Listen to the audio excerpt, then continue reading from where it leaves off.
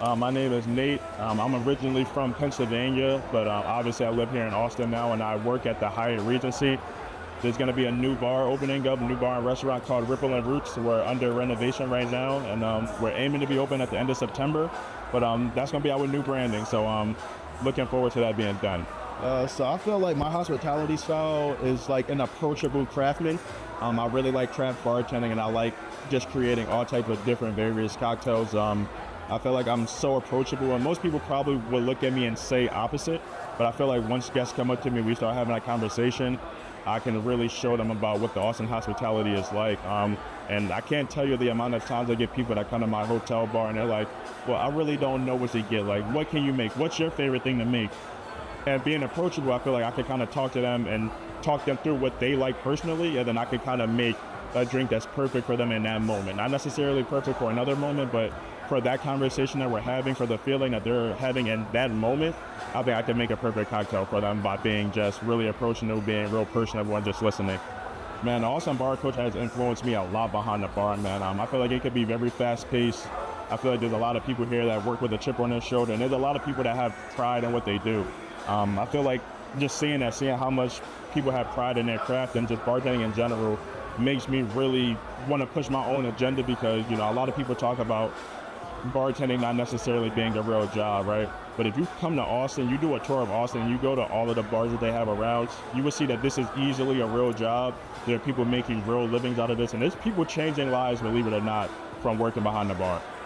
In my opinion, the thing that's going to make a great bartender is going to, number one, be the hospitality factor, right? I feel like you have to be able to communicate, you have to be someone that can be likable, and you have to just be able to just be a good character, right? Bartending is mostly about character, not necessarily about making a drink, right? There's a lot of things that bartenders do behind the bar where they just improve their character a little bit, and maybe they grabbed a clean glass, maybe they grabbed, you know, a colder glass, you know what I mean? The thing that they can change themselves is gonna be what makes a great bartender.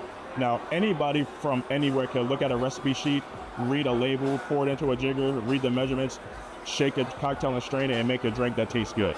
That's not going to be what makes a good bartender, right? It's part of it. I think being a good drink maker is part of being a bartender, but I think the character aspect, and I think who you are behind the bar, it's going to be what elevates you past a good drink maker and actually a good bartender.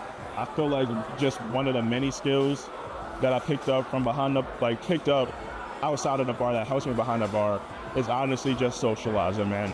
Just being open to talking to people from many different backgrounds, talking to people that look like me, talking to people that don't look like me, people that are from different areas, kind of helps me just understand that behind the bar, it's a mix of everything. It's a mix of drinks, it's a mix of people typically, right?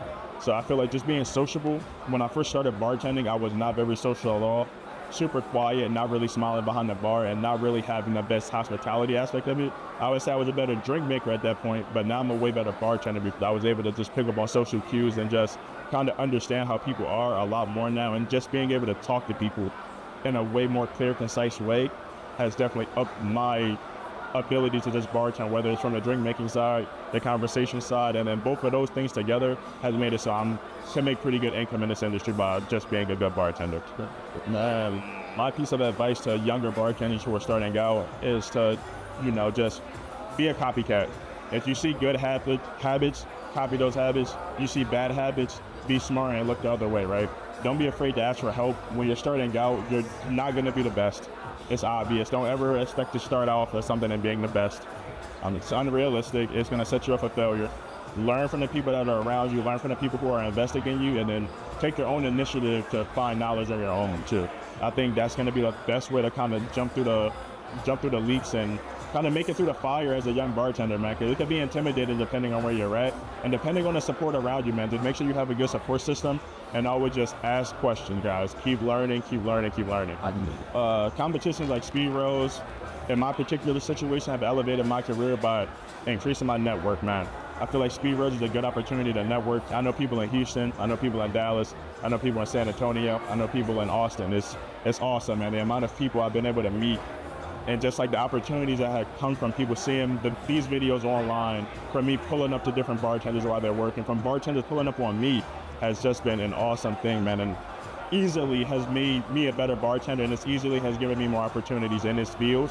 And honestly, I want to say without SpeedRailz, I don't think I would be where I'm at as a bartender in general at all. So I got to shout out SpeedRailz, show a lot of love to SpeedRailz. I got a lot of love for SpeedRailz, man, because without y'all, man, really don't know where I would be as far as this bartender stuff goes. Yeah. All right, so first of all, CPT, I don't know what it is. I haven't grown out of it. I've been on CPT forever. I showed up late, had to go third, which I hated. I had a feeling like I was gonna have to go first. And actually I had to go second. I didn't even go third. I went second and showed up late, had to go second, man. I was nervous as hell. But after I got behind there, did my practice rounds, all of the nerves kind of set. And, you know, once I started that timer, man, I've been in this situation before. I've been in this scene before.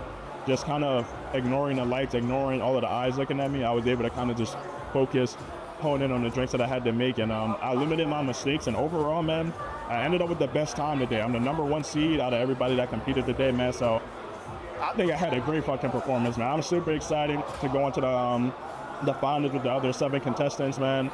I blew myself out of the water, man. I surprised myself, and I think I surprised a lot of people here. I don't really think anybody thought that the guy that showed up late was gonna be the one that, you know, comes out here and performs the best, has the best time or whatever. So I think I did great, man. I'm excited, surprised, and I'm ready.